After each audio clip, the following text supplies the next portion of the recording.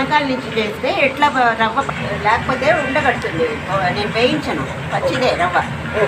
ఉండగట్టది. ఇట్లా పోసుకుంటే కలుపుతూ ఇట్లా చిన్నగా పోసిన పాలు కూడా చెప్పండి. ఒక బొమ్మ చెప్పాను.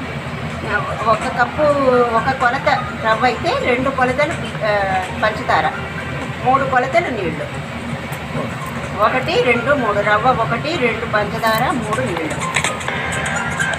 నీళ్లున్న పంచదార కలిపి పెట్టేసి పంచదార కరిగిన వెంటనే దాంట్లో ముందుగా కొంత నెయ్యి వేస్తే రవ్వ ఉండగట్టదనమాట. అందుకోసమని ముందు రవ్వ వేసుకుంటే నెయ్యి వేయాలి.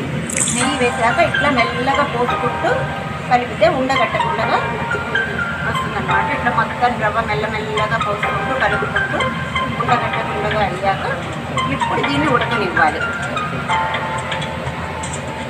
ఎక్కడ ఉండన్నది ఉండదు. ఇప్పుడు ఇంత పలుచగా ఉంది, నీళ్ళగా ఉంది. ఇట్లా ఉడకనిస్తే కొంచెంసేపటికి కాస్త దగ్గర పడుతూ వస్తుంది అనమాట. అప్పుడు చూపిస్తాను నేను మళ్ళీ. ఇట్లా పెద్ద పాత్ర పెట్టుకుంటే మనకి మీద చింతకుండా ఉంటుంది. ఓకే.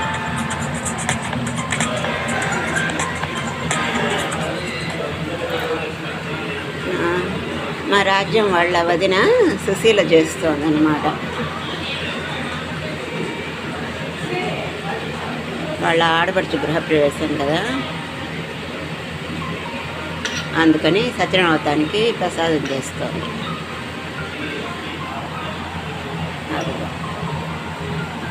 తిప్పు, నేను ఇక్కడ పైనుంచి తిప్పి